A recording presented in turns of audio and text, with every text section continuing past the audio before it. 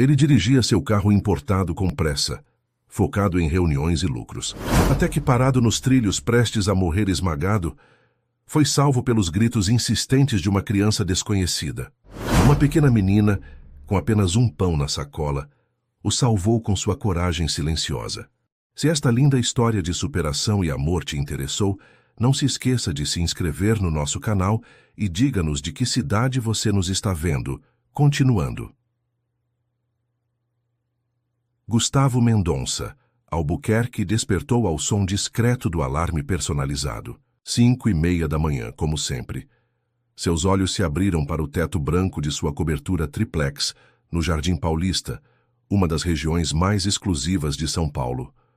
O silêncio era quase opressivo, interrompido apenas pelo discreto zumbido do ar-condicionado central, mantendo os 27 graus que ele considerava perfeitos. Enquanto observava a penumbra do quarto, iluminado apenas pelos primeiros raios de sol que tentavam penetrar as cortinas automatizadas, Gustavo sentiu aquela familiar sensação de vazio. Um vazio que nem mesmo os 12 milhões de reais investidos na decoração minimalista daquele apartamento conseguiam preencher. Alcançou o celular na mesa de cabeceira de mármore italiano e, como esperado, a tela já transbordava de notificações.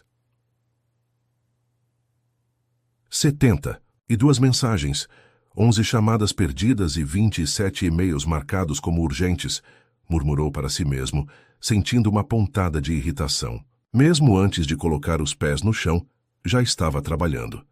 Aos 42 anos, Gustavo era o CEO da Albuquerque Investimentos, uma das maiores corretoras de valores do país.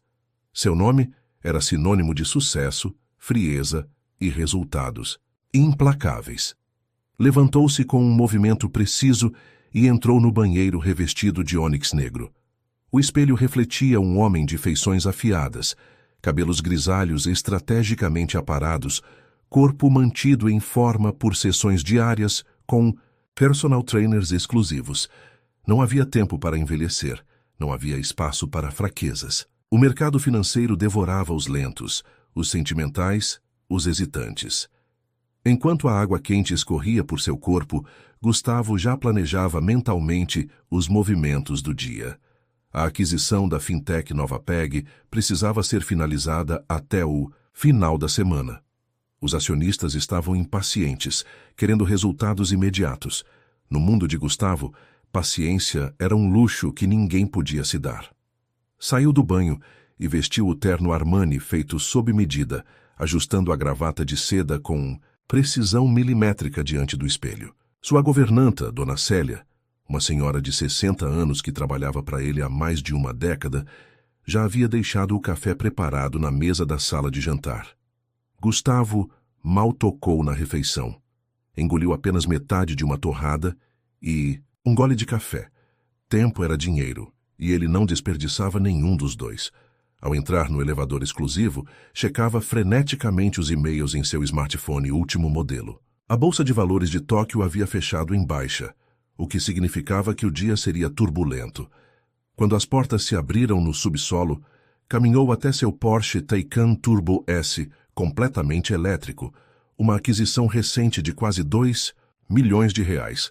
Não que o valor importasse para ele, mas o status era essencial. O porteiro do edifício, seu antenor, um senhor franzino de quase 70 anos, fez um aceno tímido que Gustavo ignorou completamente. As pessoas ao seu redor eram como móveis, necessárias, mas completamente substituíveis. O motor silencioso do carro elétrico ganhou vida com um toque. Gustavo deslizou pelas ruas ainda vazias de São Paulo, aproveitando os raros momentos sem congestionamento. Gostava de dirigir.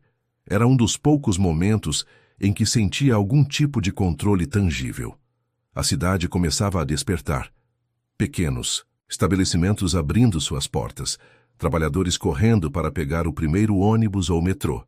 Era um mundo que Gustavo observava através do vidro fumê de seu carro, como quem assiste a um documentário sobre uma espécie distante.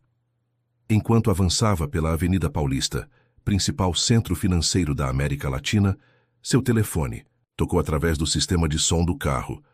Na tela digital do painel, O nome de Marcelo Vieira, presidente do conselho administrativo da empresa, piscava insistentemente. Atender, comandou com voz firme. Gustavo, já viu os números da nova PAG? A voz de Marcelo era seca, agressiva, sem qualquer preliminar. Bom dia para você também, Marcelo, respondeu Gustavo com ironia. Estou a caminho do escritório. Não estou interessado em sua localização. Quero saber por que os relatórios preliminares mostram uma projeção de lucro 12% menor do que o apresentado na última reunião. Gustavo sentiu o sangue subir.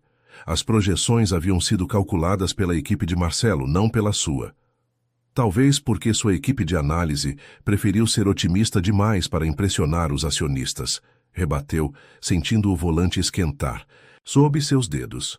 Não me interessa de quem é a culpa. Você é o CEO, conserte isso. O conselho quer uma revisão completa até amanhã, com corte de pessoal se necessário. Essa aquisição precisa mostrar resultados no próximo trimestre ou começaremos a pensar em mudanças na diretoria. Entendido? Antes que Gustavo pudesse responder, a ligação foi encerrada. Seu coração batia acelerado, uma mistura de raiva e ansiedade percorrendo suas veias. Ninguém falava com ele daquela maneira. Ninguém questionava suas decisões. Mas Marcelo não era qualquer pessoa. Representava os maiores acionistas, aqueles que podiam, com um simples voto, encerrar sua carreira. Distraído pelos pensamentos turbulentos e pelas estratégias que já começava a elaborar mentalmente, Gustavo não percebeu quando deixou a avenida principal e entrou em uma rua secundária. Seu GPS recalculava a rota, tentando evitar um congestionamento repentino, guiando-o por uma área que ele jamais frequentaria por escolha própria.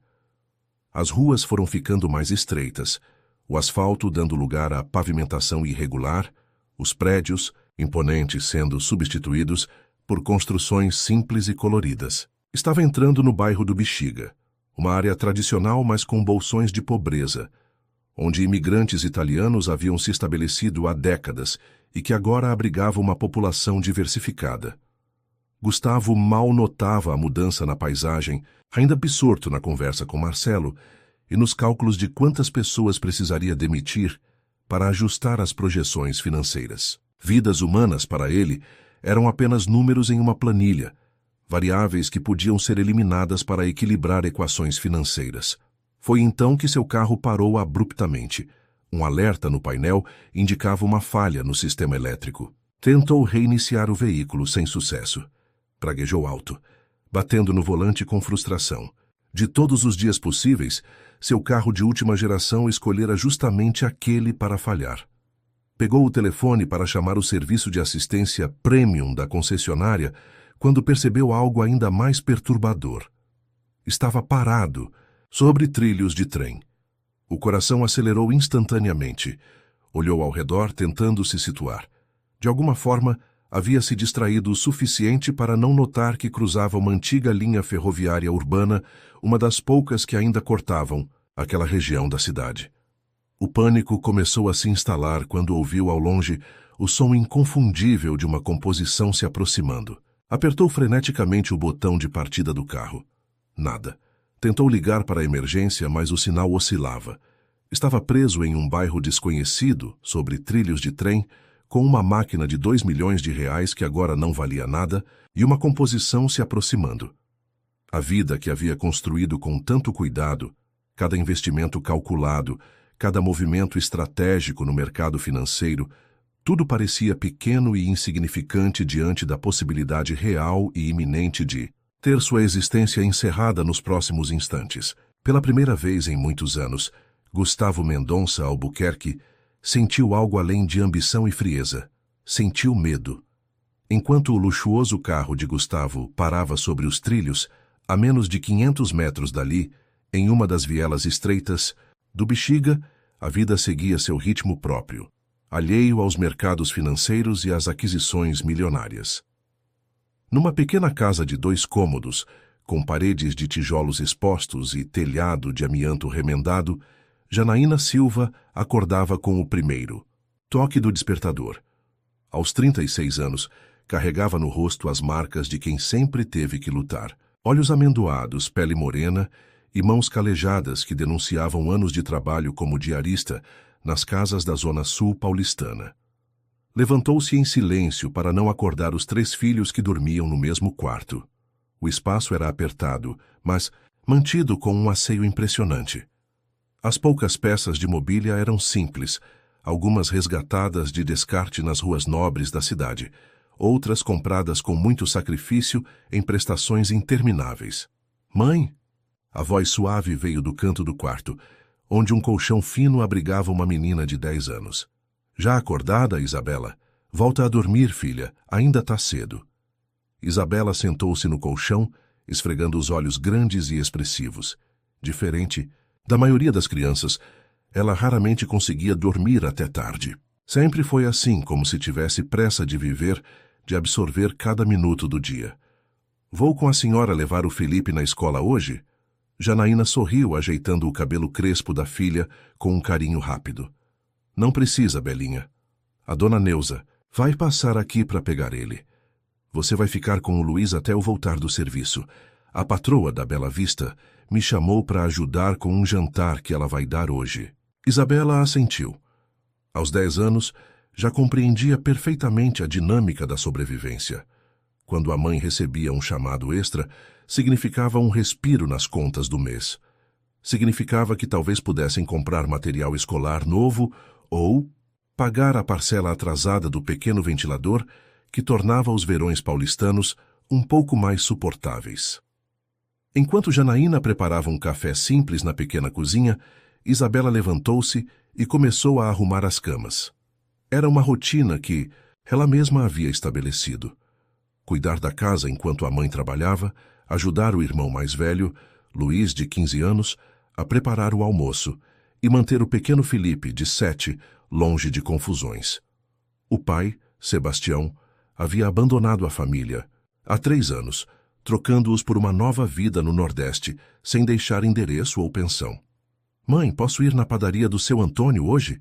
perguntou Isabela, já vestindo o uniforme da escola pública estadual, onde estudava no período da tarde. Janaína hesitou. A padaria ficava a algumas quadras de distância, e apesar do Bexiga ser um bairro tradicional e relativamente seguro em suas áreas principais, as vielas mais afastadas tinham seus perigos. "Pra quê, filha?" "Hoje é dia de pão com linguiça. Queria trazer um pedaço pro Felipe. Ele tá triste porque o tênis dele rasgou ontem." Janaína sentiu aquele aperto familiar no peito. O tênis de Felipe, comprado em um bazar beneficente, não havia durado nem 6 meses. Não tinha dinheiro para comprar outro agora. "Não precisa gastar seu dinheirinho com isso, Belinha. Quando eu receber no sábado, a gente compra pão doce para todo mundo." Isabela sorriu, mas Janaína conhecia aquele sorriso. Era o mesmo que ela própria dava quando queria esconder a tristeza. Sua filha tinha guardado, moeda por moeda, o troco das compras que fazia para vizinhos. Um trabalho informal que a menina havia criado por conta própria, oferecendo-se para buscar pão, remédios ou pagar contas para os moradores mais idosos da vizinhança. "Tá bom, mãe." O café da manhã foi rápido e silencioso. Felipe e Luiz acordaram, comeram o pão simples com margarina e tomaram café com leite. Janaína deu os últimos avisos, abraçou cada filho como se fosse a última vez, um hábito que desenvolveu quando percebeu quão frágil e imprevisível a vida podia ser, e saiu para pegar o primeiro de 2 ônibus que a levariam até o trabalho. Isabela ajudou os irmãos a se aprontarem. Felipe vestiu o uniforme amassado e colocou o tênis rasgado, tentando ajeitar a sola solta com um pedaço de fita adesiva. Luiz, mais velho e já trabalhando meio período como auxiliar em uma oficina mecânica, saiu logo em seguida, prometendo voltar no horário do almoço. Quando Dona Neuza, uma vizinha de 60 anos que cuidava de algumas crianças do bairro, veio buscar Felipe, Isabela encontrou-se sozinha. Olhou para o pequeno pote de plástico onde guardava suas economias. Havia juntado quase R$ 12 em moedas, o suficiente para comprar um pedaço grande de pão com linguiça que poderia dividir com os irmãos no jantar, e talvez sobrar um pouco para a mãe quando chegasse cansada do trabalho. Pegou o dinheiro, guardou no bolso do uniforme e saiu, trancando, cuidadosamente a porta com a chave que carregava pendurada no pescoço. O sol já estava alto, iluminando as ruelas coloridas do Bexiga. Apesar da pobreza, havia vida naquele lugar. Velhos italianos jogando dominó nas calçadas, o cheiro de molho de tomate que já começava a ser preparado para o almoço, música escapando das janelas, roupas coloridas penduradas nos varais improvisados entre os prédios. Isabela caminhava, com a confiança de quem conhece cada pedra, cada buraco, cada atalho do bairro. Cumprimentava todos pelo caminho com um sorriso sincero. Bom dia, seu Giuseppe. Bom dia, Dona Maria. Bom dia, pai João. Esse último, um senhor negro de quase 80 anos, era o guardião das histórias do bairro. Sentado em sua cadeira, de balanço na varanda estreita, observava tudo com olhos que pareciam atravessar o tempo. Aonde vai tão cedo, menina Flor? Perguntou o pai João com sua voz grave e melodiosa. Vou na padaria do seu Antônio comprar pão com linguiça para o meu irmão. O velho sorriu, revelando a falta de alguns dentes. Coração bom o seu, Belinha. Mas vai pela rua principal, viu? Tem trem passando hoje na linha velha. Isabela assentiu. A linha de trem que cortava parte do bairro era usada raramente, apenas para transportar cargas. Mas quando passava, o barulho era ensurdecedor e fazia as casas simples tremerem como se houvesse um terremoto. Na padaria do seu Antônio, um português de bigode farto e mãos enormes, Isabela esperou pacientemente sua vez. O lugar estava cheio, como sempre nas manhãs. Trabalhadores comprando marmitas, crianças a caminho da escola querendo um doce, senhoras escolhendo pães para o almoço da família. E aí, princesa, o que vai ser hoje? Perguntou seu Antônio quando finalmente chegou sua vez. Quanto tá? O pedaço de pão com linguiça, seu Antônio. Para você, 8 reais o grande. Isabela contou as moedas cuidadosamente. Então eu quero um, por favor. O português observou a menina contando cada centavo e sentiu um aperto no coração. Conhecia a história da família Silva, sabia do abandono do pai, das dificuldades de Janaína, da responsabilidade precoce que Isabela carregava nos ombros, ainda tão pequenos. Olha só, hoje tô com uma promoção especial. Leva esse pedação aqui, e mais esse pãozinho doce por 10 reais. Tá bom para você? Os olhos de Isabela brilharam. Era muito mais do que esperava comprar. O pedaço de pão com linguiça que ele mostrava era quase o dobro do tamanho normal. E o pão, doce com cobertura de creme granulado, faria Felipe esquecer completamente do tênis rasgado. Tá bom sim, seu Antônio. Muito obrigada. O português embrulhou tudo cuidadosamente em um saco de papel e entregou à menina, que saiu da padaria, com um sorriso radiante. Na verdade, o preço normal seria 15 reais por tudo aquilo. Mas seu Antônio, como muitos no bairro, tinha um carinho especial por aquela família que enfrentava as dificuldades com dignidade. Isabela decidiu voltar por outro caminho, passando perto da linha férrea. Sabia que não deveria, mas era um atalho considerável, e queria chegar logo em casa para guardar o lanche em um lugar fresco. O sol já estava forte, e o calor de São Paulo começava a se intensificar naquela manhã de primavera. Ao se aproximar da passagem de nível onde a rua cruzava com os trilhos do trem, Isabela viu algo incomum. Um carro luxuoso, brilhante como espelho, estava parado exatamente sobre os trilhos. Dentro dele, um homem de terno falava ao telefone, gesticulando nervosamente. Ao mesmo tempo, um som distante, mas inconfundível, chegou aos seus ouvidos. O apito do trem de carga, anunciando sua aproximação. Isabela olhou para o carro, para a direção de onde vinha o som, e de volta para o carro. O homem parecia alheio ao perigo, absorto em sua conversa telefônica. Sem pensar 2 vezes, apertou o pacote com o pão contra o peito e correu em direção ao veículo. Gustavo batia freneticamente nos controles do Porsche, alternando entre tentativas de reiniciar o sistema e ligações frustradas para o serviço de emergência. O sinal de celular oscilava, cortando suas chamadas pela metade. A ironia não lhe escapava. Ali estava ele, um homem que controlava bilhões com um toque de dedo, incapaz de fazer um simples telefonema ou ligar um carro. Maldito carro elétrico, vociferou, golpeando o volante com força. A decisão de comprar o veículo não havia sido por consciência ambiental, mas por status e exclusividade. Agora preso sobre trilhos de trem em um bairro que considerava inferior, aquela escolha parecia ridicularmente equivocada. O celular vibrou. Era Tiago, seu assistente pessoal, retornando uma das inúmeras chamadas perdidas. Tiago, estou com... O carro parado em... Gustavo olhou ao redor buscando alguma referência. Em algum lugar no Bexiga. Preciso que envie o serviço de resgate imediatamente e remarque todas as minhas reuniões da manhã. Senhor, o conselho está reunido esperando. Sua apresentação sobre a nova PEG. O Dr. Marcelo já perguntou 3 vezes onde o senhor está. Gustavo sentiu o estômago afundar. A reunião com o conselho. Como pudera esquecer? O estresse da ligação anterior com Marcelo havia embaralhado completamente sua agenda mental. Diga a eles que tive uma emergência. Invente algo convincente. E envie o resgate agora. Foi quando ouviu, distante, mas inconfundível, o apito grave e prolongado de um trem. Seu sangue gelou instantaneamente. Olhou para os trilhos sob seu carro e depois para a distância, onde uma curva impedia que visse a aproximação da composição. O pânico, uma sensação que Gustavo Mendonça Albuquerque raramente experimentava, tomou conta de seu corpo. Suas mãos tremiam ao tentar abrir o cinto de segurança.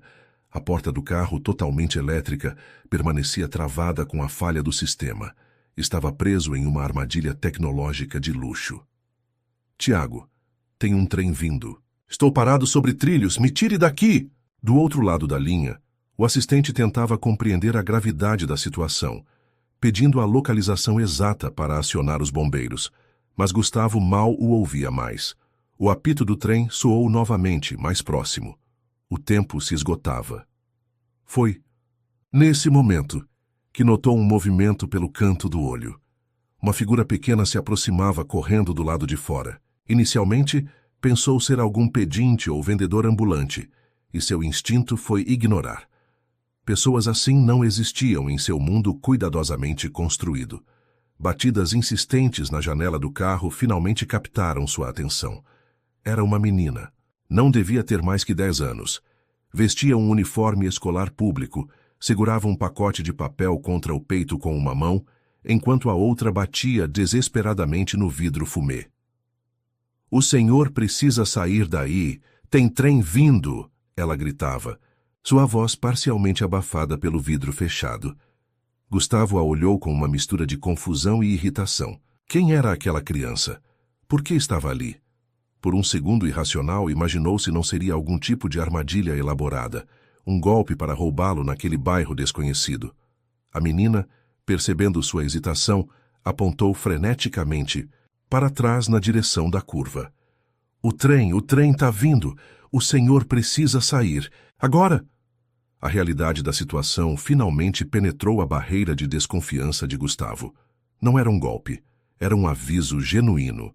O terceiro apito do trem, agora alarmantemente próximo, confirmou o perigo iminente.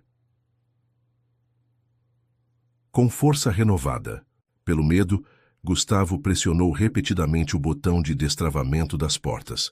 Nada aconteceu. O sistema continuava inoperante. Tiago ainda falava do outro lado da linha, mas suas palavras eram apenas ruído agora. A menina, vendo a luta, inútil de Gustavo com os controles do carro, largou seu pacote no chão e correu até a lateral dos trilhos. Ali, para espanto de Gustavo, ela pegou uma pedra do tamanho de um punho e voltou rapidamente. Sem hesitação, golpeou o vidro do carro com toda a força que seu pequeno corpo permitia. O vidro de segurança, projetado para resistir a impactos muito maiores, não quebrou, mas a ação despertou Gustavo para uma possibilidade: o quebra-vidros de emergência. Todo carro de luxo possuía um, geralmente discretamente posicionado próximo ao banco. Com as mãos trêmulas, tateou desesperadamente até encontrar o pequeno dispositivo. A menina continuava golpeando o vidro inutilmente, seus olhos grandes, agora arregalados de medo, não por si mesma, mas por ele. Um estranho, um homem que ela jamais vira antes, preso em uma situação de perigo extremo. Com o quebra-vidros em mãos, Gustavo golpeou a janela lateral. O vidro estilhaçou-se instantaneamente. espalhando fragmentos minúsculos pelo interior do carro e pela calçada. O som do trem era ensurdecedor agora. A composição havia acabado de fazer a curva e avançava inexoravelmente em sua direção. "Vem, rápido!" gritou a menina, estendendo sua pequena mão através da janela quebrada. Num movimento desesperado, Gustavo desfez o cinto de segurança e se contorceu para sair pela janela. Seu terno rasgou. Sua pele foi cortada pelos fragmentos de vidro ainda presos à moldura, mas nada disso importava. A sobrevivência, o instinto mais básico e primitivo, havia assumido o controle. Com um último esforço, conseguiu passar metade do corpo pela abertura. A menina, demonstrando uma força surpreendente para seu tamanho, puxava-o pelos braços. Os trilhos começaram a vibrar sob o carro. O barulho da composição era agora um rugido metálico que engolia todos os outros. Sons. Com um último puxão, Gustavo caiu na calçada, rolando para longe dos trilhos. A menina, sem perder tempo, agarrou-o pela manga do paletó rasgado e o arrastou para mais longe. Segundos depois, segundos que pareceram uma eternidade condensada, o trem atingiu o Porsche Taycan. O impacto foi brutal, transformando o veículo de R$ 2 milhões em uma massa retorcida de metal e fibra de carbono. A composição arrastou os destroços por quase 200 metros antes de conseguir parar completamente. Gustavo observava a cena, caído na calçada, o corpo trêmulo, a respiração ofegante, o coração martelando contra o peito, como se quisesse escapar. A poeira e pequenos fragmentos do que antes era seu carro de luxo flutuavam no ar ao redor, caindo lentamente como uma chuva surrealista. Foi só então que olhou realmente para sua salvadora. Era uma menina negra, de cabelos crespos presos em um rabo de cavalo simples. O uniforme escolar, limpo mas visivelmente usado, contrastava com a postura determinada. Seus olhos grandes e expressivos o observavam com uma mistura de preocupação e alívio. "O senhor está bem?" perguntou ela, com uma voz que soava estranhamente madura para alguém tão jovem. Gustavo não respondeu imediatamente. Seu cérebro, acostumado a processar informações financeiras complexas em frações de segundo, parecia incapaz de formular uma resposta simples. Estava vivo. Uma criança desconhecida havia arriscado sua própria segurança para salvá-lo. Seu carro de luxo estava destruído, nada fazia sentido. "Eu..." começou, mas as palavras falharam. A menina se agachou ao seu lado, os olhos percorrendo seu corpo em busca de ferimentos graves. "Tem um corte na sua mão e outro na testa, mas acho que não é nada sério." De fato, Gustavo sentia a umidade quente do sangue escorrendo por sua têmpora e viu os cortes em suas mãos, resultado dos cacos de vidro. Dores que o adrenalina havia temporariamente bloqueado começavam a se manifestar. "Por que..." Ele tentou novamente, a voz rouca. "Por que você fez isso?" A pergunta pareceu confundir a menina. Ela franziu a testa, como se não compreendesse o questionamento. "Fazer o quê? Te ajudar?" Ela deu de ombros, um gesto simples e honesto. O senhor estava em perigo. Qualquer um faria isso. Mas Gustavo sabia que não era verdade, não no mundo em que vivia. No seu universo de reuniões de conselho e aquisições hostis, ninguém arriscaria nada por outra pessoa sem calcular o benefício próprio. E aqui estava essa criança, que havia arriscado sua vida por um completo estranho, sem esperar absolutamente nada em troca. Uma pequena multidão começava a se formar ao redor. Moradores do bairro, atraídos pelo barulho da colisão, aproximavam-se cautelosamente. Algumas pessoas já falavam ao celular, provavelmente acionando as autoridades. O maquinista do trem descia da cabine, visivelmente abalado, caminhando em direção aos destroços. Como é seu nome?" perguntou Gustavo, ainda tentando compreender a realidade do que acabara de acontecer. "Isabela. Isabela Silva." Ela sorriu, um sorriso sincero que iluminou seu rosto. Então, como se lembrasse de algo importante, seus olhos se arregalaram. "Meu pão!" Ela correu até onde havia deixado o pacote de papel antes de pegar a pedra. O embrulho estava amassado, sujo de poeira, mas ainda intacto. Isabela o abriu cuidadosamente, verificando o conteúdo. Graças a Deus não estragou, murmurou para si mesma com evidente alívio. Gustavo observava aquela cena com uma sensação estranha, como se estivesse assistindo a um filme em uma língua que não compreendia completamente. A menina havia acabado de arriscar sua vida para salvar a de um desconhecido, e agora estava preocupada com pão? Sirenes começaram a soar à distância. Alguém havia estendido um casaco no chão para que Gustavo se sentasse, enquanto outra pessoa oferecia uma garrafa d'água. Era um tipo de solidariedade que ele não experimentava há décadas. Uma ajuda genuína, sem segundas intenções. Isabela voltou para perto dele, ainda segurando seu pacote com cuidado. A ambulância já está vindo. O senhor vai ficar bem, disse ela, com uma confiança tranquilizadora. Eu preciso ir agora. Meu irmão está me esperando em casa.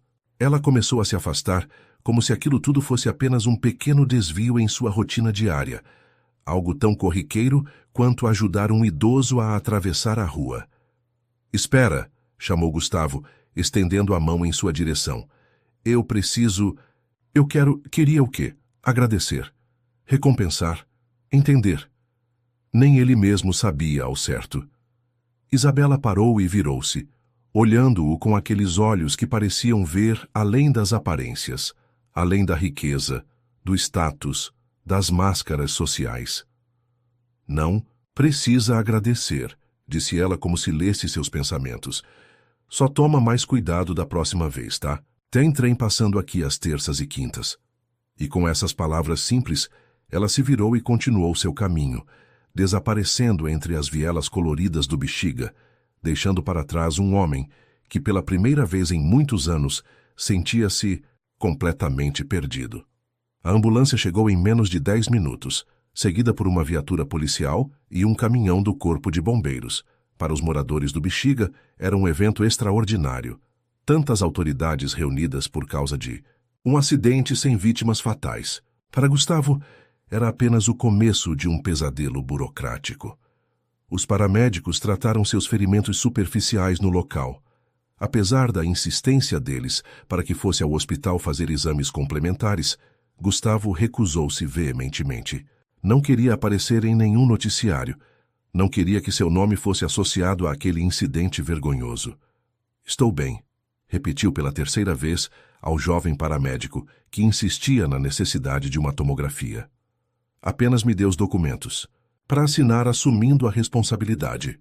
Enquanto preenchia o formulário de recusa de atendimento, Gustavo mantinha o telefone preso entre o ombro e a orelha, falando com Tiago sobre providências imediatas. Um carro para buscá-lo, contato com a seguradora, comunicado discreto ao conselho sobre seu pequeno contratempo. Os policiais anotavam sua versão dos fatos para o relatório. O maquinista, ainda visivelmente abalado, explicava que havia acionado os freios assim que avistou o veículo, mas a distância era insuficiente para parar uma composição daquele porte. O senhor teve muita sorte, comentou o sargento, um homem de meia idade com olhar cansado. Se não fosse a menina... Gustavo interrompeu sua ligação por um momento. Você a conhece? A menina que me ajudou? O policial deu de ombros. Pessoalmente não, mas os moradores disseram que é filha da Janaína, uma diarista que mora nas Vielas, Isabela, se não me engano. Todo mundo conhece ela por aqui. Pelo que dizem, é um anjo de pessoa sempre ajudando os outros. Um anjo. A palavra ecoou na mente de Gustavo de forma estranha, quase desconfortável. Em seu vocabulário diário não havia espaço para termos como anjo ou ajuda desinteressada. Eram conceitos abstratos, desconectados da realidade pragmática dos negócios. Uma hora depois, um Mercedes preto estacionou próximo ao local. Leonardo, seu motorista reserva, apressou-se em sua direção, carregando um terno sobressalente e uma maleta de primeiros socorros. Senhor Albuquerque, que susto! O senhor está bem? Gustavo fez um gesto de dispensa com a mão. Estou ótimo, vamos embora daqui. Entrou no carro sem olhar para trás, sem agradecer às pessoas que o haviam ajudado, sem despedir-se dos policiais ou paramédicos. Queria apenas distância daquele lugar, daquele incidente. daquela sensação incômoda que não conseguia nomear.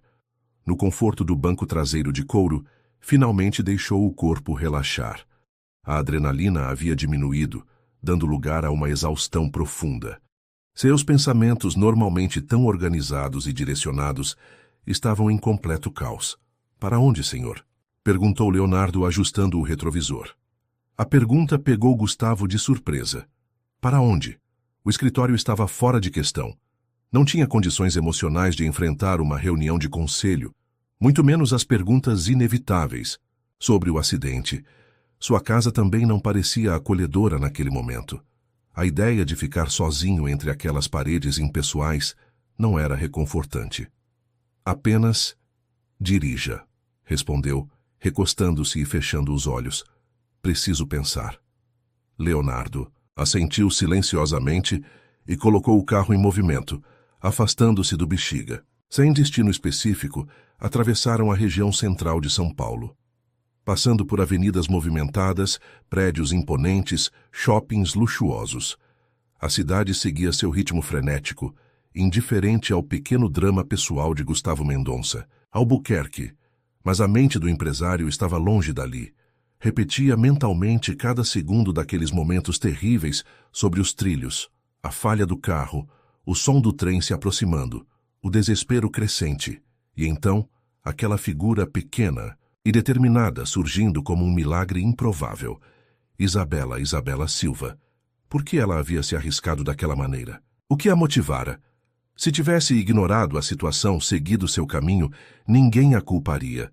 Afinal, quem esperaria que uma criança de 10 anos tivesse a coragem de enfrentar aquele perigo? Pare o carro, ordenou subitamente. Leonardo obedeceu, encostando numa vaga disponível na Avenida Paulista. Estavam próximos à sede da Albuquerque Investimentos, o império que Gustavo construíra com trabalho obsessivo e decisões impiedosas. Senhor? Chegamos ao escritório? Não, respondeu Gustavo, olhando pela janela para o edifício espelhado, onde centenas de funcionários trabalhavam sob sua liderança. Dê meia volta. Volte para o Bexiga. O motorista hesitou, claramente confuso. O senhor tem certeza? Talvez seja melhor descansar um pouco depois do que aconteceu. Tenho absoluta certeza, cortou Gustavo com a firmeza habitual em sua voz. Há algo que preciso fazer. Durante todo o trajeto de volta, Gustavo permaneceu em silêncio, organizando mentalmente o que faria. Precisava encontrar a menina, agradecer adequadamente.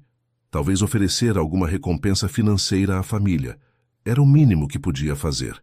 Mas havia algo além disso, algo que não conseguia definir claramente. Uma necessidade de compreender aquele gesto, de dar sentido a uma ação que desafiava toda a sua visão de mundo. Quando retornaram ao Bexiga, os destroços do Porsche já haviam sido removidos, mas um grupo de curiosos ainda permanecia no local, comentando o ocorrido. Gustavo pediu que Leonardo estacionasse a uma distância discreta e desceu do carro. Espere aqui, instruiu. Não sei quanto tempo vou demorar.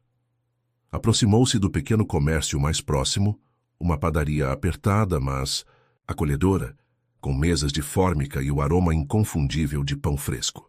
Era um ambiente completamente estranho para ele, acostumado a restaurantes estrelados e lounges exclusivos. Um homem corpulento de bigode farto atendia os clientes atrás do balcão. Gustavo esperou que a pequena fila se dissipasse antes de se aproximar. Com licença, começou tentando soar o mais casual possível. Estou procurando uma família. Silva é o sobrenome. A filha se chama Isabela.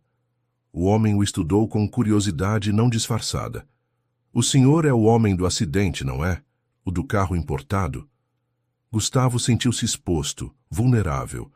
Era uma sensação desagradável para alguém habituado a controlar todas as variáveis de sua vida. Sim, admitiu relutante. Isabela me ajudou e eu gostaria de agradecer pessoalmente. O português. Gustavo reconheceu o sotaque característico. Limpou as mãos no avental e inclinou-se sobre o balcão, baixando ligeiramente a voz. Olha, a Belinha é um anjo mesmo, né?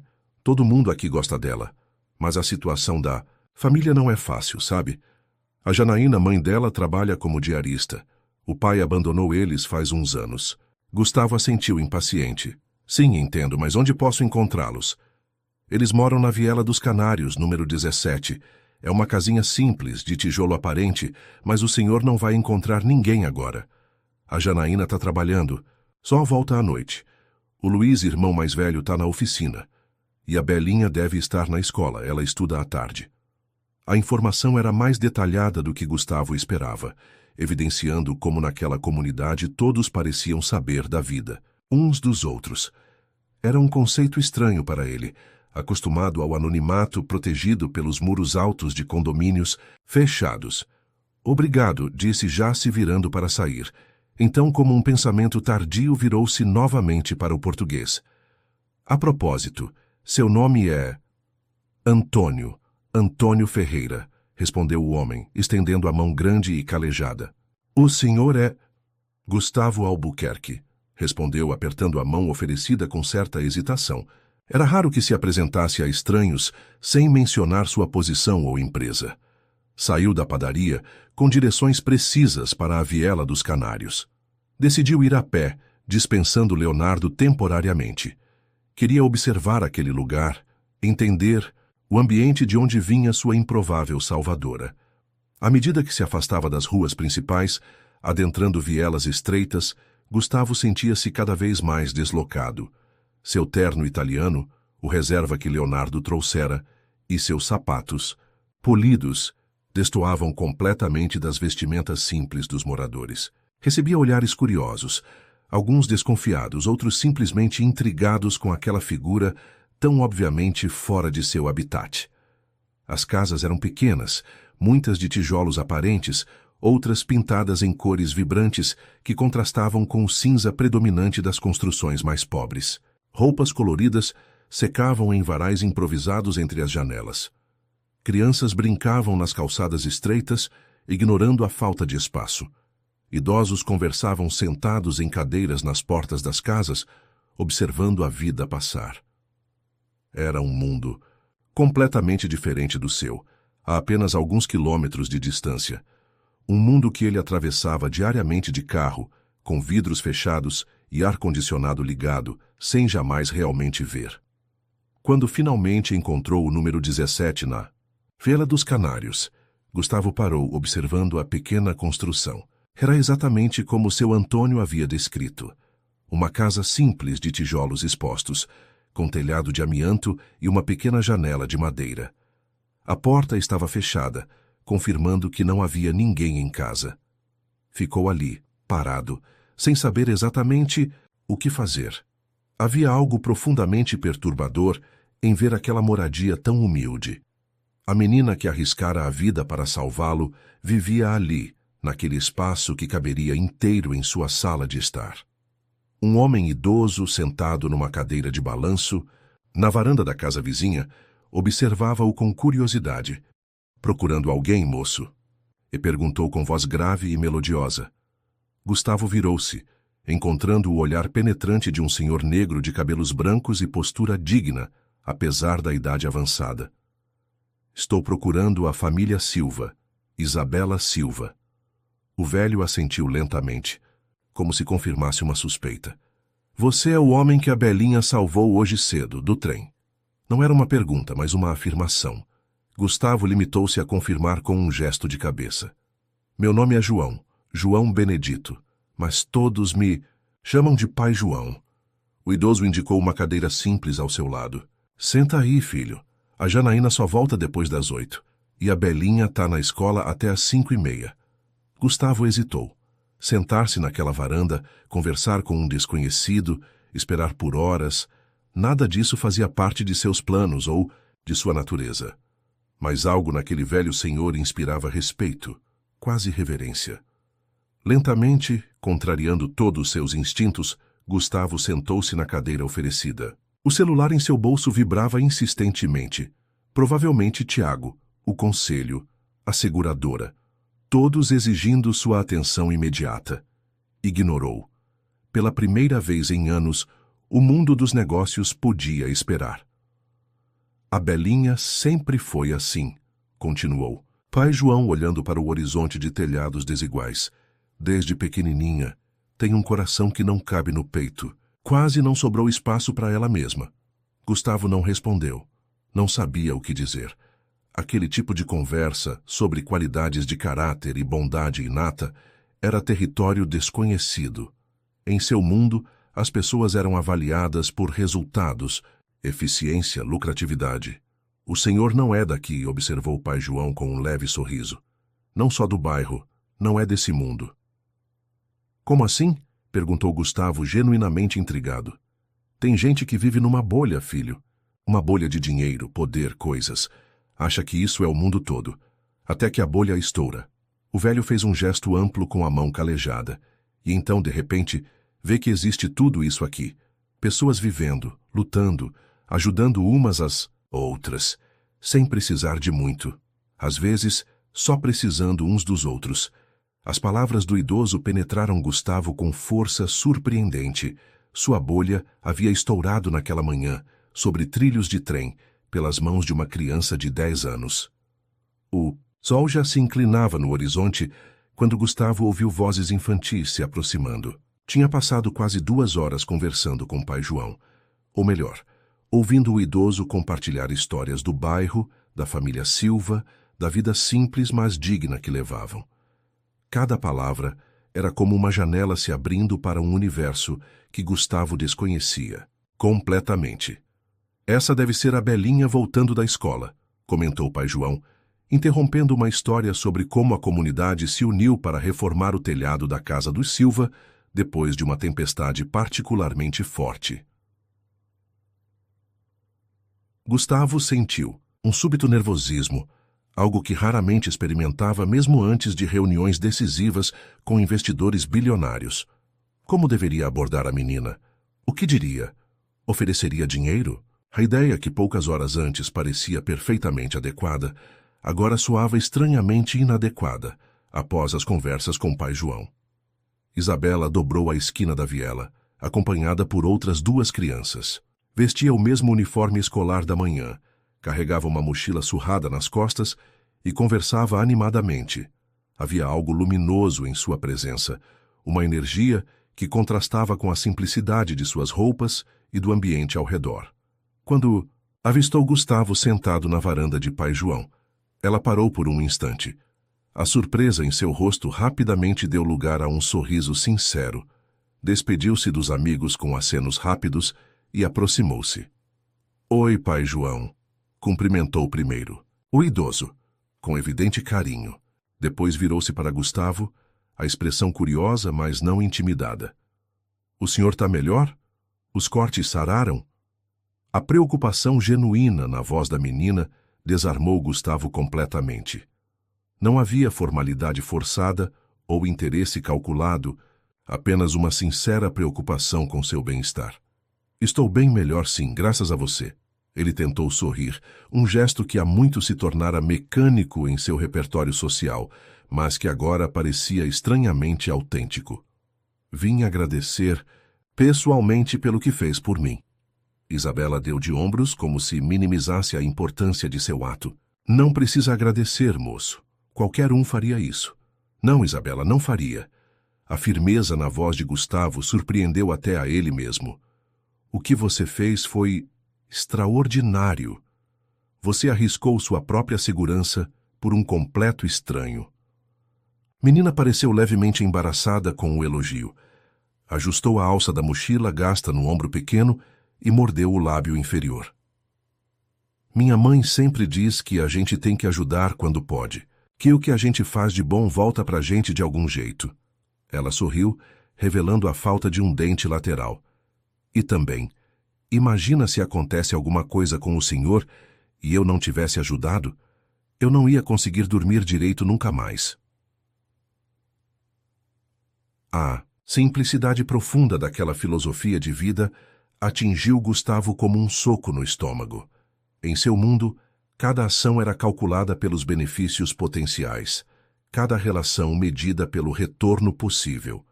Ali estava uma criança que agia simplesmente porque era o correto, porque não conseguiria conviver consigo mesma fazendo diferente. Isabela. Uma voz chamou de dentro da pequena casa. Um adolescente de aproximadamente 15 anos apareceu na porta, vestindo uma camiseta manchada de graxa. Vem almoçar, tá esfriando. Já vou, Luiz, ela respondeu, virando-se novamente para Gustavo. Preciso ir agora. A gente guarda almoço para o Felipe e para mim porque a gente estuda de tarde. Mas hoje eu demorei mais porque teve reunião na escola. Gustavo levantou-se, subitamente consciente de que estava interrompendo a rotina da família. Claro, não quero atrapalhar. Só vim mesmo para agradecer. Isabela olhou para ele com aqueles olhos grandes e curiosos. O senhor já almoçou? A pergunta pegou Gustavo completamente desprevenido. Na verdade, não havia comido nada desde a torrada mal tocada pela manhã. Com todo o tumulto do acidente, a fome simplesmente não havia se registrado em sua consciência. Eu ainda não, admitiu. Então vem com a gente, convidou Isabela, com naturalidade absoluta. A gente não tem muita coisa, mas o Luiz faz um macarrão com molho que é uma delícia. Gustavo olhou para a pequena casa, depois para pai João, como se buscasse orientação. O idoso apenas sorriu, um sorriso conhecedor. Vai lá, filho. Um prato de comida oferecido de coração vale mais que qualquer banquete.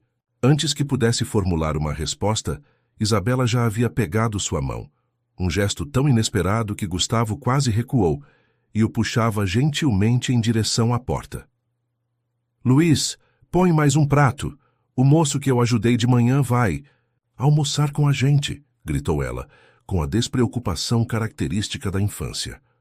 O interior da casa era exatamente como Gustavo imaginava, pequeno, apertado, mas surpreendentemente limpo e organizado. A sala e a cozinha formavam um único ambiente, separados apenas por uma mesa simples de madeira com 4 cadeiras desiguais. Um sofá gasto, mas bem cuidado, uma pequena televisão, algumas fotos de família em molduras simples. Não havia luxo, mas havia um cuidado evidente em cada detalhe. Luiz observou o visitante inesperado com uma mistura de curiosidade e desconfiança. Era um adolescente magro, de feições sérias, que parecia carregar responsabilidades muito além de sua idade. O senhor é o cara do carro importado? Perguntou diretamente enquanto colocava um prato adicional na mesa. Sim, meu nome é Gustavo Albuquerque. Ele estendeu a mão, num gesto automático de apresentação formal. Luiz secou a própria, mão no pano de prato antes de aceitar o cumprimento. Seu aperto era firme, surpreendentemente maduro. Luiz Silva, a Belinha falou que te ajudou hoje cedo. Disse que foi por pouco.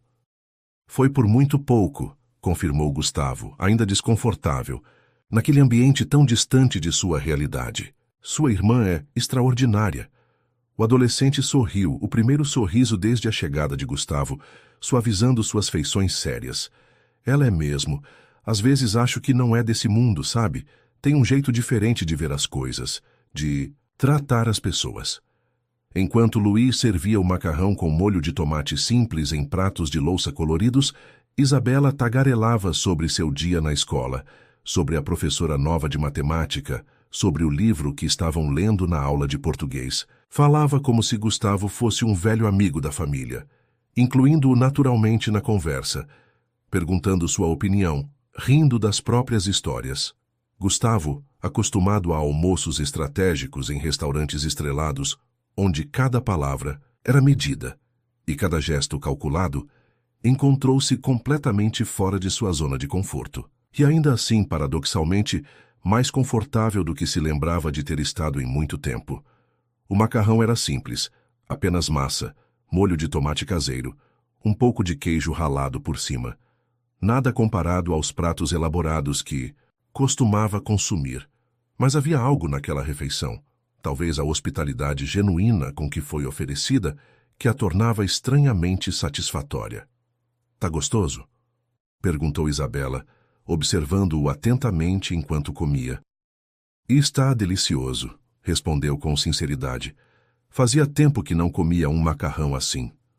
O Luiz que fez. Ele cozinha super bem. Ela olhou para o irmão com evidente orgulho. Ele trabalha numa oficina mecânica de manhã, mas quer ser chefe quando crescer. Luiz pareceu levemente embaraçado. É só um sonho, né? Por enquanto, o importante é terminar a escola e ajudar em casa. Você faz curso de culinária? Perguntou Gustavo, subitamente interessado. O adolescente balançou a cabeça. Não dá. É caro e não tenho tempo. Aprendo vendo vídeos na internet quando tenho Wi-Fi disponível na praça. A simplicidade da resposta, a aceitação tranquila das limitações, contrastava drasticamente com o mundo de Gustavo, onde qualquer obstáculo era apenas algo a ser removido com dinheiro suficiente. E você, Isabela? O que quer ser quando crescer? Perguntou, genuinamente curioso sobre os sonhos daquela criança extraordinária. Os olhos da menina brilharam. Eu quero ser médica, para cuidar das pessoas quando elas estão doentes ou machucadas. Ela sempre diz isso, comentou Luiz, com um sorriso indulgente. Desde os 5 anos. Já expliquei que é muito difícil, que precisa estudar muito, que faculdade de medicina é caríssima. Mas ela não desiste da ideia. Por que eu desistiria? Rebateu Isabela, com uma convicção surpreendente para alguém tão jovem. A professora disse que tem bolsa de estudo para quem tira notas boas, e eu sempre tiro notas boas. Gustavo observava aquela interação com fascínio crescente. A determinação de Isabela, tão similar à sua própria quando jovem, mas direcionada para algo tão diferente, não para acumular riqueza ou poder, mas para ajudar pessoas. A conversa fluiu naturalmente durante toda a refeição. Falaram sobre a escola, sobre o bairro, sobre os vizinhos. Gustavo descobriu que o irmão mais novo, Felipe, estava na casa de uma vizinha, porque precisava de ajuda extra com a lição de casa. Que a mãe, Janaína, trabalhava como diarista em casas de família na Zona Sul, frequentemente fazendo horas extras para complementar a renda. Que nas noites de chuva forte, o telhado pingava em vários lugares, forçando-os a espalhar baldes pelo chão. Cada nova informação era como uma pedra lançada no lago aparentemente plácido da consciência de Gustavo, criando ondas de perturbação que se expandiam cada vez mais. Quando terminaram de comer, Gustavo insistiu em ajudar a lavar a louça, algo que não fazia há décadas. Luiz relutou inicialmente, mas acabou cedendo, claramente intrigado por aquele homem de terno caro que agora arregaçava as mangas para mergulhar as mãos na água com detergente. Desculpa a curiosidade, disse Luiz enquanto enxugava os pratos, mas o que o senhor faz da vida? Pelo carro e pelo terno deve ser algo que paga bem. A pergunta feita com genuína curiosidade juvenil fez Gustavo perceber que durante toda a refeição ninguém havia perguntado sobre sua vida, sua profissão, seu status. Haviam simplesmente aceito sua presença sem julgamentos ou expectativas. Eu trabalho com investimentos, respondeu deliberadamente vago. Ajudo empresas a crescerem, a se expandirem. Tipo aquelas pessoas que aparecem nos jornais, os... como é mesmo o nome? Executivos? Gustavo sorriu. Algo assim, sim. Deve ser legal, comentou Luiz com um interesse genuíno que Gustavo raramente encontrava, mesmo entre seus próprios funcionários. Ajudar empresas a ficarem maiores, criar empregos e tal. A observação atingiu Gustavo como um soco no estômago. Há quanto tempo não pensava em seu trabalho nesses termos? Quando havia deixado de ver os aspectos positivos do que fazia, criar oportunidades, gerar empregos, contribuir para o desenvolvimento econômico, para focar exclusivamente em lucros, aquisições hostis e eliminação de concorrentes? Às vezes é legal, respondeu finalmente, com uma honestidade que surpreendeu a si mesmo. Outras vezes é apenas complicado. Quando finalmente se despediu, já no início da noite, Gustavo sentia-se estranhamente relutante em deixar aquela casa simples. Havia uma autenticidade nas interações, uma sinceridade nas conversas, que contrastava drasticamente com o verniz de falsidade ao qual estava acostumado em seu círculo social. Volte quando quiser, convidou Isabela na porta, com aquela naturalidade. É desarmante. No domingo a mãe faz um feijão que é a melhor coisa do mundo.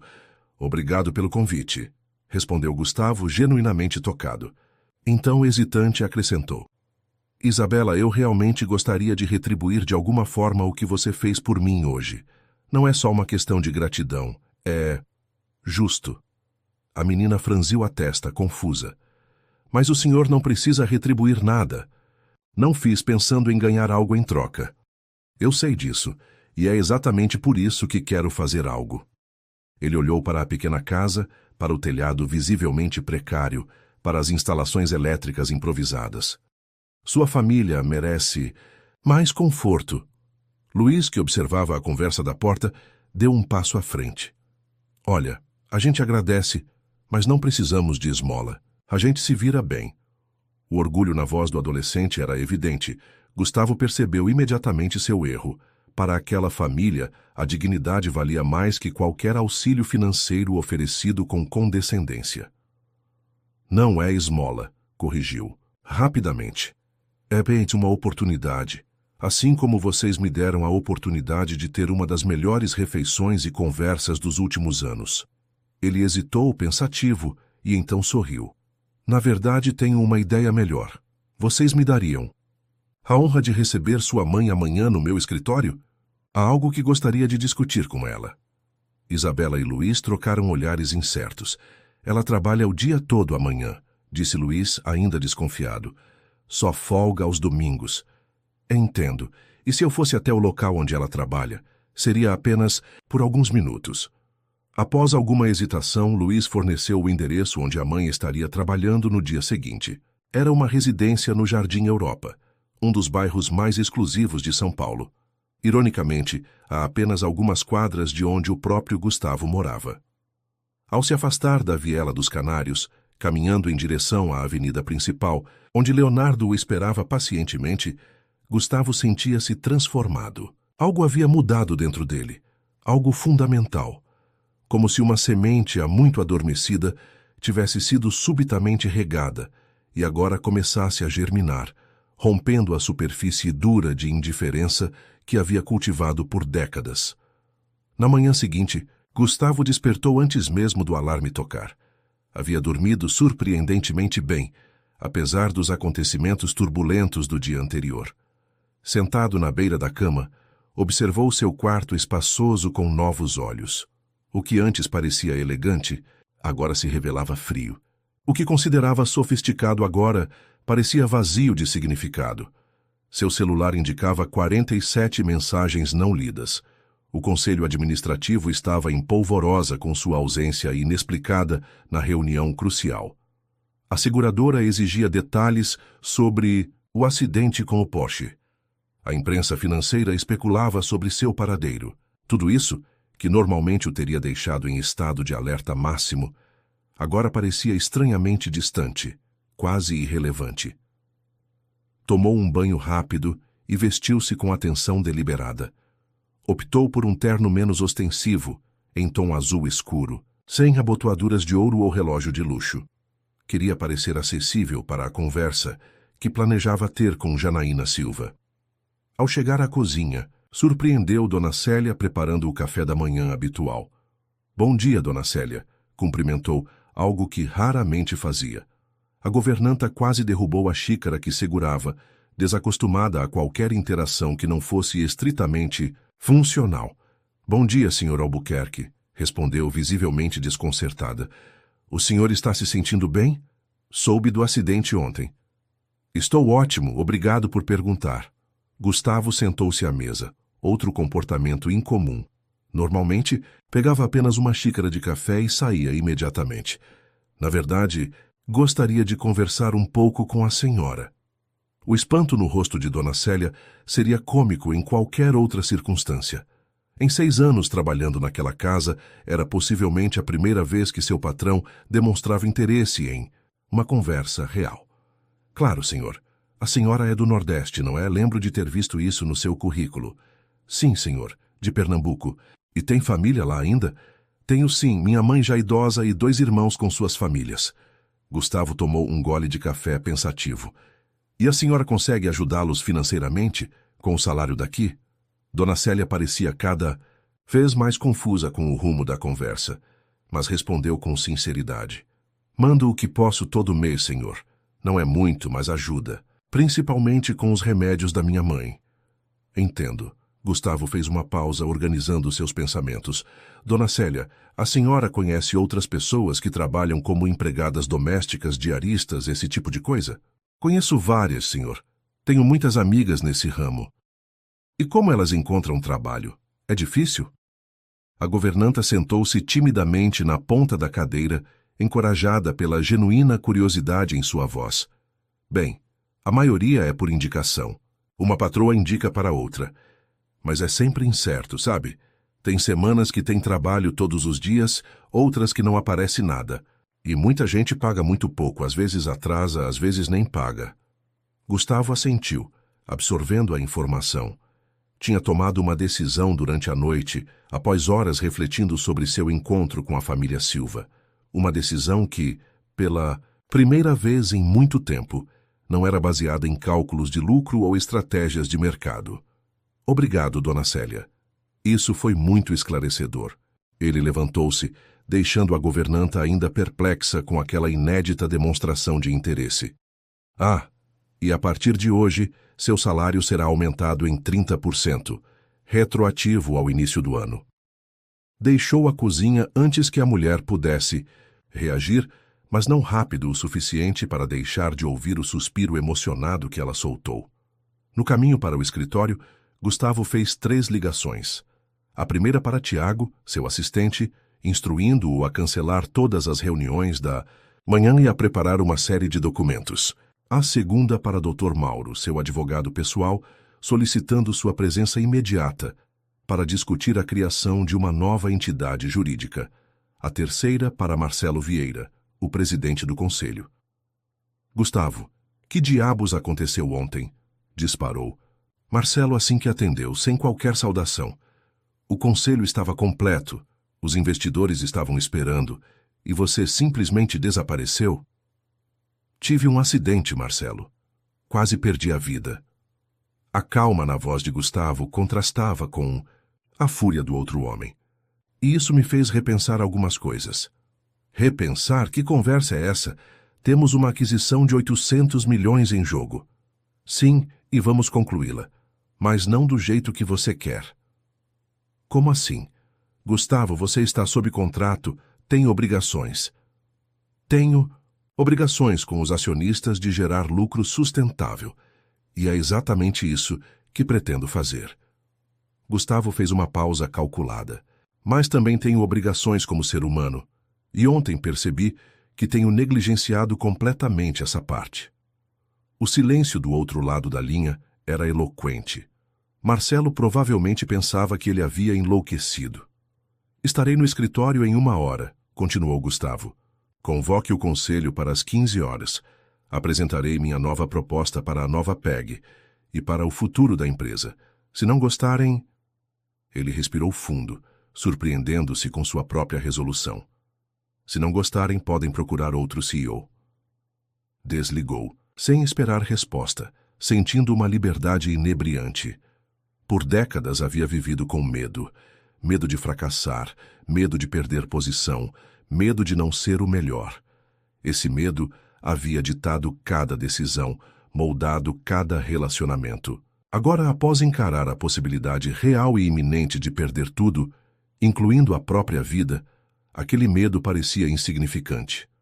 No escritório, a manhã passou em um turbilhão de atividades. Reuniões com advogados, contadores, especialistas em responsabilidade social corporativa. Gustavo trabalhava com uma energia renovada, uma clareza de propósito que há muito não sentia. Ao meio-dia, deixou o imponente edifício sede da Albuquerque Investimentos e dirigiu-se ao Jardim Europa. Leonardo, o motorista, parecia ainda mais intrigado com o comportamento do patrão do que no dia anterior. Estacione próximo ao número 237, instruiu Gustavo. E espere aqui. Não sei quanto tempo vou demorar. A residência indicada era uma mansão imponente, típica do bairro exclusivo. Guardas de segurança monitoravam o portão e câmeras acompanhavam cada movimento na rua arborizada. Era um mundo que Gustavo conhecia bem. O mundo dos privilégios extremos, das fortunas antigas, das portas fechadas para os que estavam do lado de fora. Aproximou-se do interfone e se identificou. Após uma breve consulta interna, os portões se abriram automaticamente. Um mordomo de postura impecável o recebeu no hall de entrada. Bom dia, senhor. Em que posso ajudá-lo?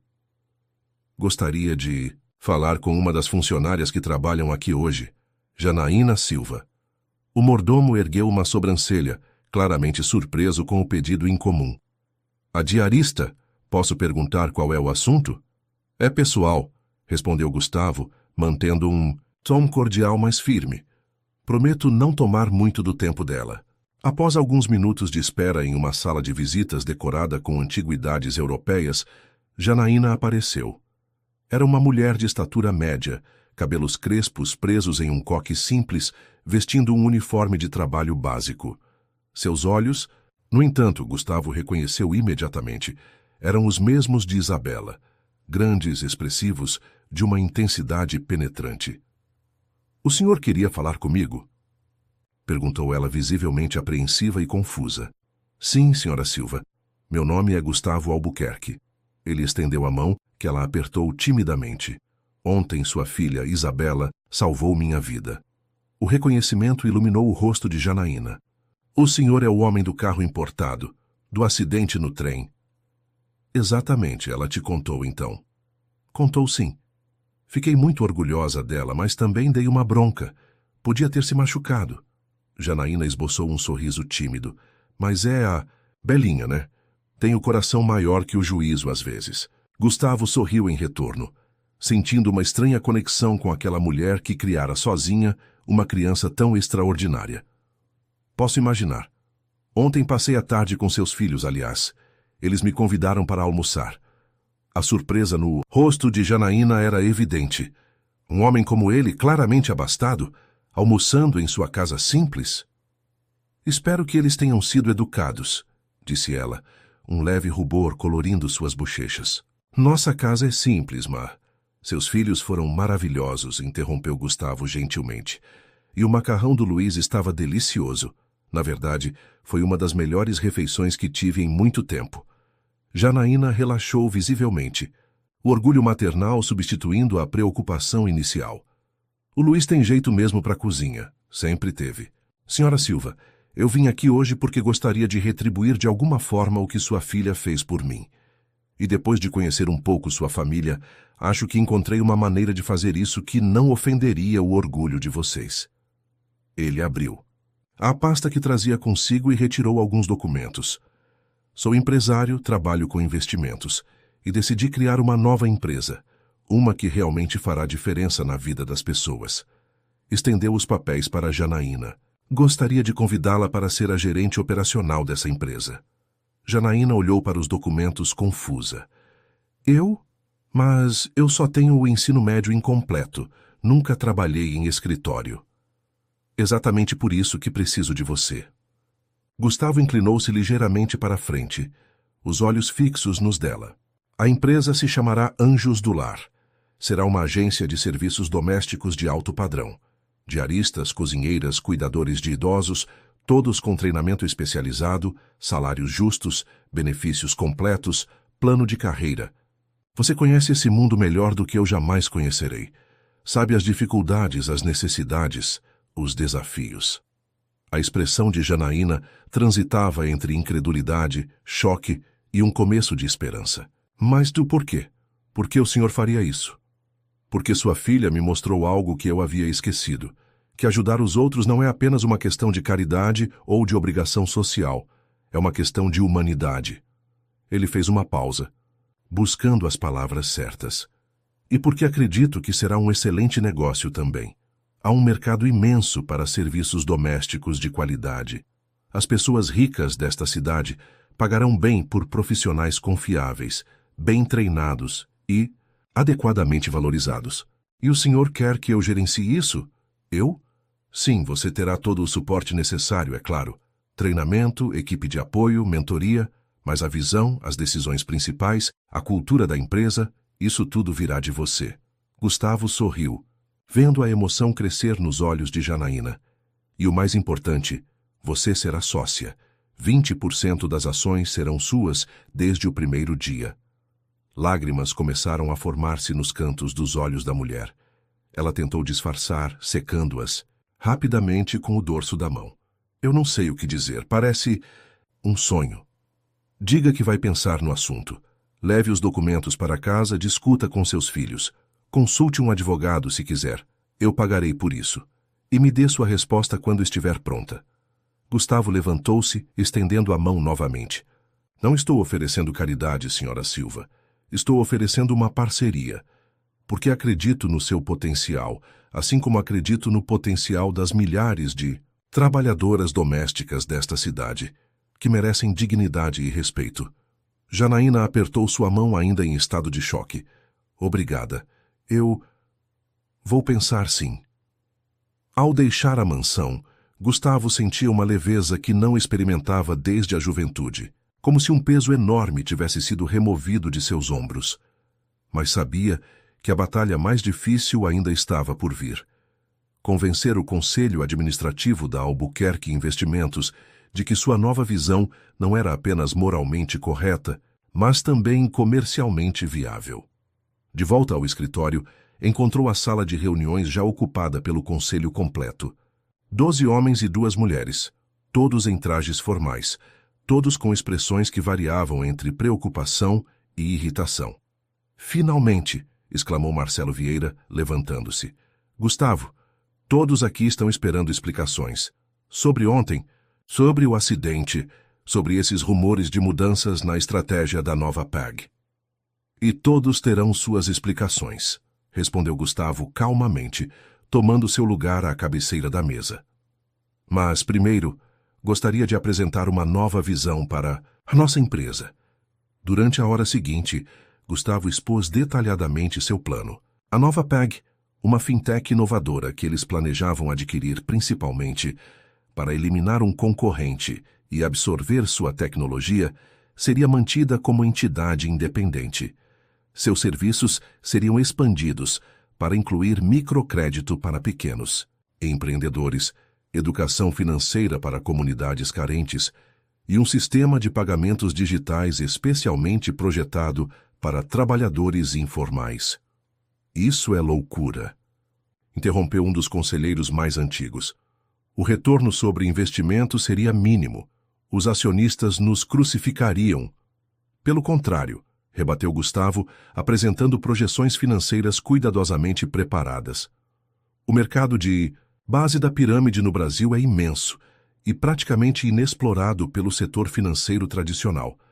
Estamos falando de milhões de potenciais clientes que hoje estão completamente fora do sistema bancário. Mas o risco, começou outro conselheiro. O risco de não inovar é muito maior, cortou Gustavo. Enquanto continuamos focados apenas nos clientes de alta renda, fintechs menores estão rapidamente conquistando os mercados emergentes. Em 5 anos, elas terão uma base de clientes maior que a nossa. A discussão prosseguiu acalorada. Gustavo defendia cada ponto com dados concretos, estudos de mercado, exemplos internacionais bem-sucedidos. Gradualmente, viu a resistência inicial transformar-se em interesse cauteloso em alguns rostos, ceticismo calculista em outros. E tem mais, continuou ele, revelando a parte mais audaciosa de seu plano. Proponho que 5% do lucro líquido anual da empresa seja destinado a um fundo de impacto social, focado em educação e empreendedorismo em comunidades vulneráveis. Um murmúrio de protestos percorreu a sala. Marcelo Vieira bateu na mesa, visivelmente irritado. Agora você foi longe demais, Gustavo. Somos uma empresa de investimentos, não uma ONG. Exatamente. Somos uma empresa de investimentos e estou propondo um investimento no futuro. Um investimento em potenciais clientes, em talentos inexplorados em mercados emergentes. Gustavo olhou cada membro do conselho nos olhos, um por um. Também estou propondo um investimento na nossa própria humanidade. Porque ontem, quando estava prestes a perder tudo, incluindo minha vida, percebi que construímos uma empresa que gera bilhões, mas que não faz nenhuma diferença real no mundo.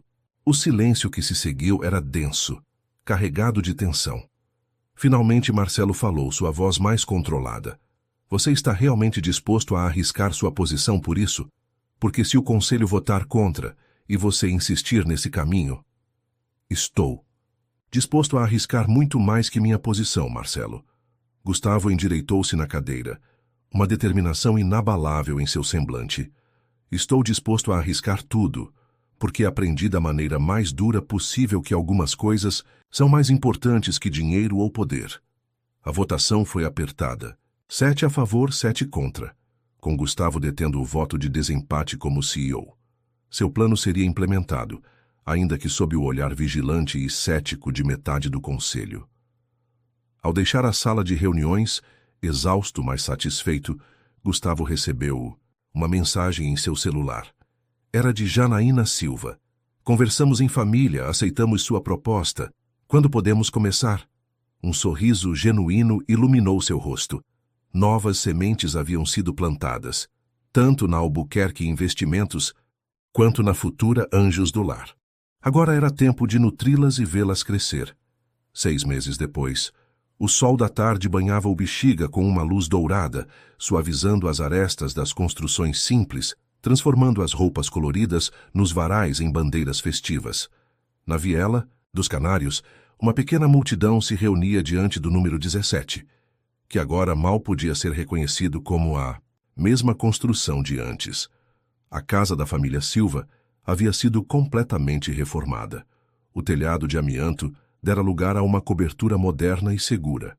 As paredes de tijolos aparentes agora exibiam uma pintura fresca em tom terracota. Janelas novas, portas resistentes, instalações elétricas adequadas. O espaço interno havia sido ampliado com a aquisição do terreno vizinho, transformando a pequena casa de 2 cômodos em uma residência confortável, embora ainda modesta. Gustavo observava a cena de perto, vestindo jeans e uma camisa simples, um visual que se tornara cada vez mais comum em seu guarda-roupa nos últimos meses. Ao seu lado, Isabela praticamente saltitava de empolgação. Tá quase na hora. Será que ela vai gostar? Será que vai chorar? Ai, tô tão nervosa. Tagarelava a menina, agarrando o braço de Gustavo com uma familiaridade que se desenvolvera, naturalmente entre eles. Ela vai amar, garantiu ele sorrindo para a pequena. E sim, provavelmente vai chorar. Eu choraria. Luiz se aproximou, carregando uma grande bandeja coberta. Nos últimos meses, o adolescente havia começado a frequentar um curso profissionalizante de gastronomia, financiado pela fundação recém-criada por Gustavo. Seu talento natural estava florescendo sob orientação adequada. Os salgadinhos estão um sucesso, e anunciou com evidente orgulho. O pessoal já está pedindo a receita. Gustavo observou com satisfação a transformação do jovem.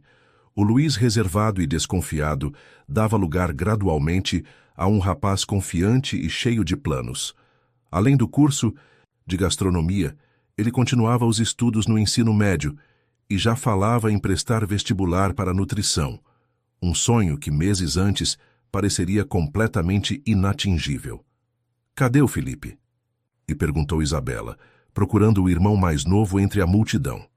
Tá com o pai João organizando a música, respondeu Luiz, apontando para o outro lado da viela, onde o idoso e o menino de 7 anos mexiam em um equipamento de som improvisado. A viela dos Canários estava irreconhecível. Não apenas a casa dos Silva havia sido reformada, mas toda a rua recebera melhorias. Calçamento novo, iluminação adequada, um pequeno jardim comunitário onde antes havia apenas entulho. Era o primeiro projeto concluído do Fundo Bexiga de Desenvolvimento Comunitário, criado pela Albuquerque Investimentos em parceria com a recém-fundada Anjos do Lar. Seu Gustavo. E chamou uma voz familiar. Era Antônio, o padeiro português, aproximando-se com um enorme bolo decorado. Onde coloco esta beleza? Na mesa central, seu Antônio. E está magnífico como sempre. O português sorriu, orgulhoso. Sua padaria também havia se beneficiado das mudanças no bairro.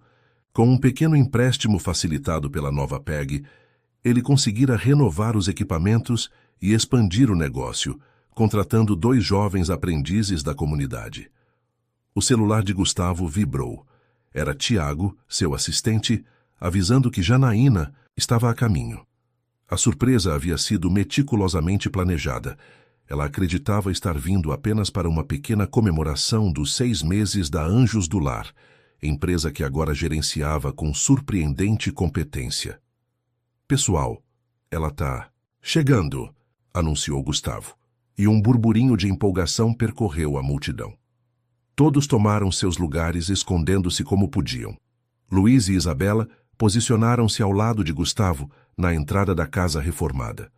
Felipe correu para se juntar a eles, os olhos brilhando de excitação. Um carro preto dobrou a esquina e parou na entrada da viela. Janaína desceu, vestindo um elegante conjunto social, seu uniforme de trabalho agora que era executiva. Nos últimos meses, ela havia florescido em seu novo papel, revelando um talento natural para gestão e liderança que ninguém, nem mesmo ela própria, suspeitava que possuísse. Ao ver a rua deserta com apenas Gustavo e seus filhos visíveis, franziu o senho confusa. Cadê todo mundo? Pensei que seria uma festa. Foi quando notou as mudanças na fachada de sua casa.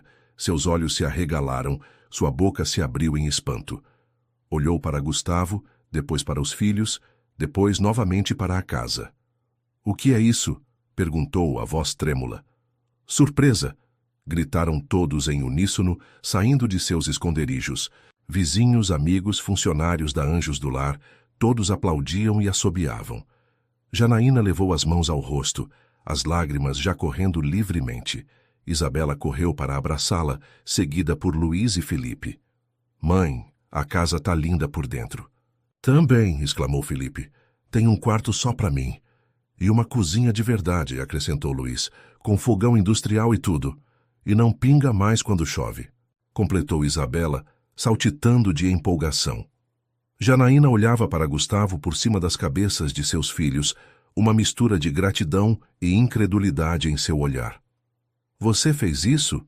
perguntou, a voz embargada pela emoção. Gustavo aproximou-se, sorrindo. "Na verdade, foi um projeto comunitário. O Fundo Bexiga financiou, mas todos aqui ajudaram de alguma forma. Seu Antônio forneceu comida para os trabalhadores, pai João supervisionou a obra, os vizinhos deram uma mão na pintura. Mas foi ideia sua", insistiu. "Foi ideia da Isabela, na verdade", corrigiu Gustavo, piscando para a menina. "Ela disse que o maior sonho da mãe era ter uma casa sem goteiras e com espaço para todo mundo." Janaína abraçou os filhos com mais força. Depois, estendeu um braço para incluir Gustavo no abraço coletivo. Ele hesitou por um instante. Demonstrações públicas de afeto ainda eram território desconhecido, mas logo se rendeu, envolvendo aquela pequena família que, de alguma forma inexplicável, tornara-se parte importante de sua vida.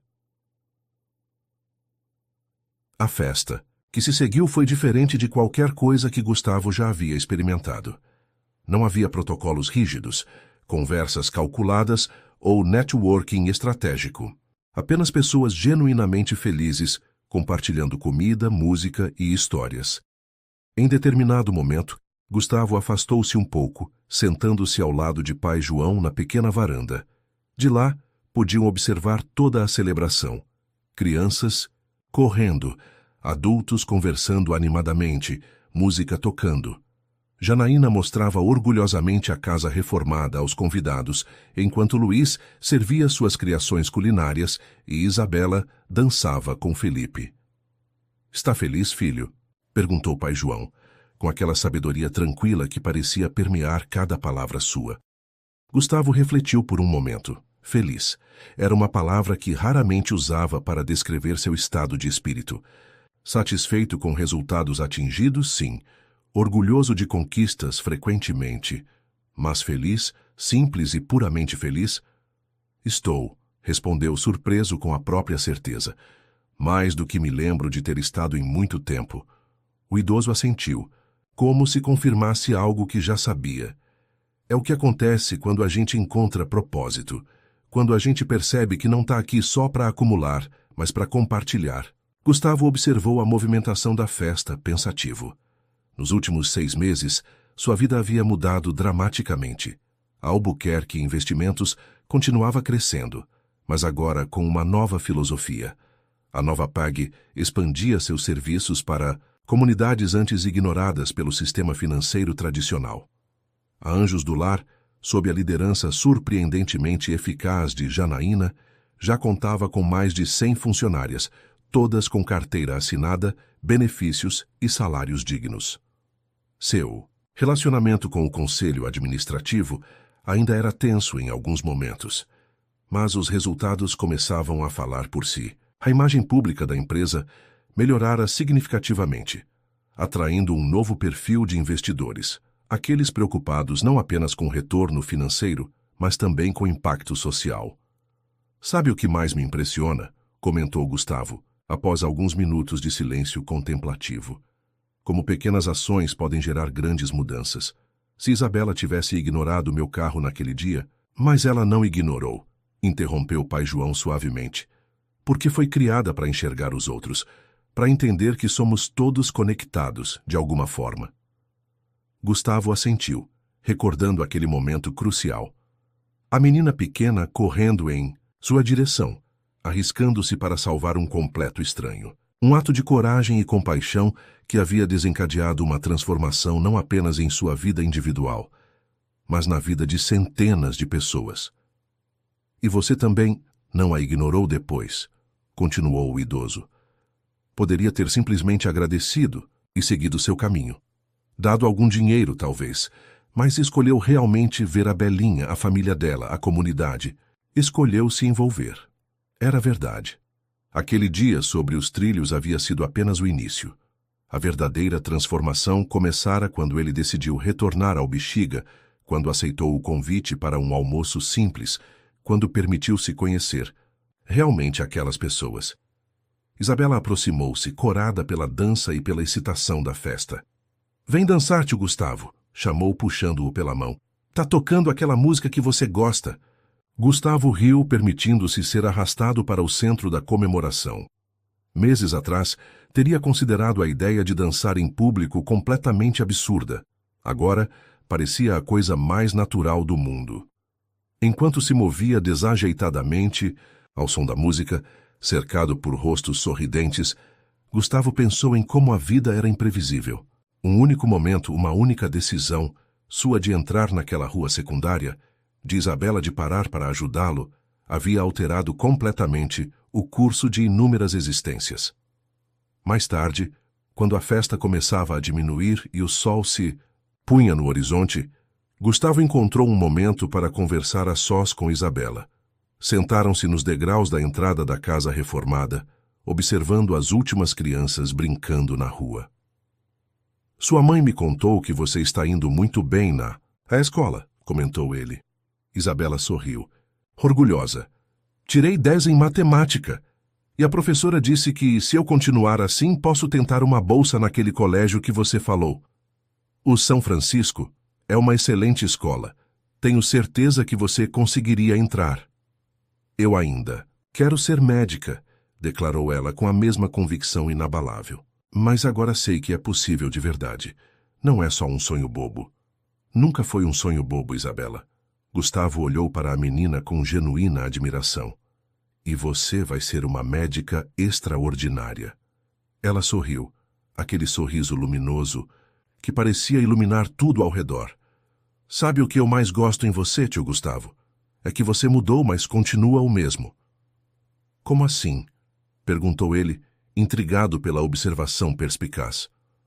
"Quando te conheci, você parecia triste, mesmo sendo rico e importante, como se tivesse um buraco dentro." Ela fez um gesto circular sobre o próprio peito. "Agora você sorri mais, brinca mais, parece mais leve, mas ainda é determinado, ainda faz as coisas acontecerem. Só que agora faz coisas boas acontecerem. Para todo mundo, não só para você." A sabedoria daquela criança nunca deixava de surpreendê-lo.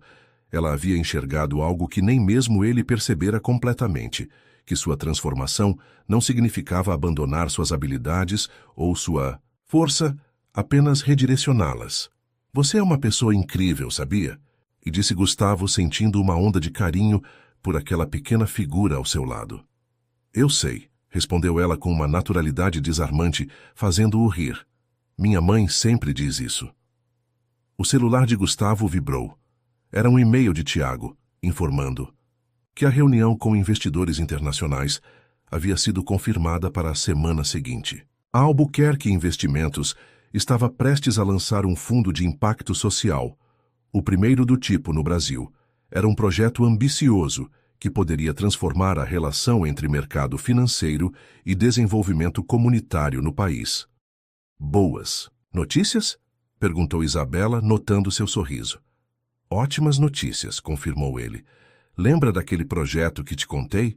O que vai ajudar muitas comunidades como o Bexiga. Parece que vai mesmo acontecer. Eu sabia, exclamou ela, batendo palmas de excitação. Você sempre consegue o que quer, tio Gustavo. Só precisava querer coisas melhores.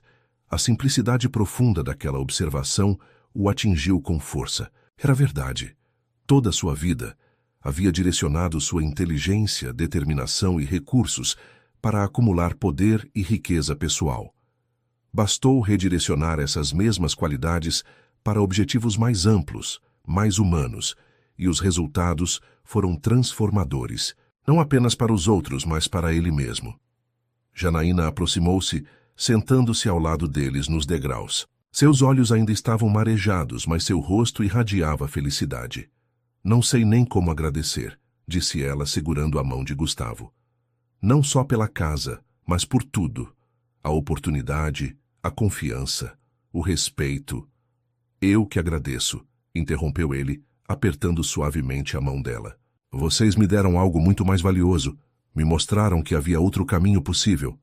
Um caminho onde sucesso e humanidade não são mutuamente exclusivos. Os três ficaram em silêncio por alguns instantes, contemplando o céu que escurecia. Gradualmente, as primeiras estrelas começando a aparecer. Sabe o que eu estava pensando? Comentou Janaína, quebrando o silêncio. Em como as coisas pequenas podem mudar tudo. Se a Belinha não tivesse passado por aquela rua naquele exato momento... Eu penso nisso todos os dias, admitiu Gustavo. Como minha vida inteira mudou. Por causa de um encontro aparentemente aleatório. Não foi aleatório, declarou Isabela com convicção infantil. Foi destino. Gustavo e Janaína trocaram sorrisos. Quem poderia dizer? Talvez a menina estivesse certa. Talvez houvesse algo maior em ação naquele dia fatídico. Algo que reuniu um empresário perdido em sua própria riqueza e uma criança rica apenas em compaixão e coragem. Enquanto a noite caía sobre o Bexiga, trazendo consigo uma brisa fresca e o som distante de um samba, Gustavo sentiu uma certeza profunda se estabelecer em seu coração. Independentemente do que o futuro reservasse, uma coisa era clara. Ele havia sido salvo 2 vezes naquele dia sobre os trilhos, uma vez do trem que se aproximava e outra vez de si mesmo, do homem frio e isolado que havia se tornado. E por isso, seria eternamente grato a uma pequena menina de olhos grandes e coração ainda maior, que enxergou valor em sua vida quando ele próprio havia esquecido de procurá-lo.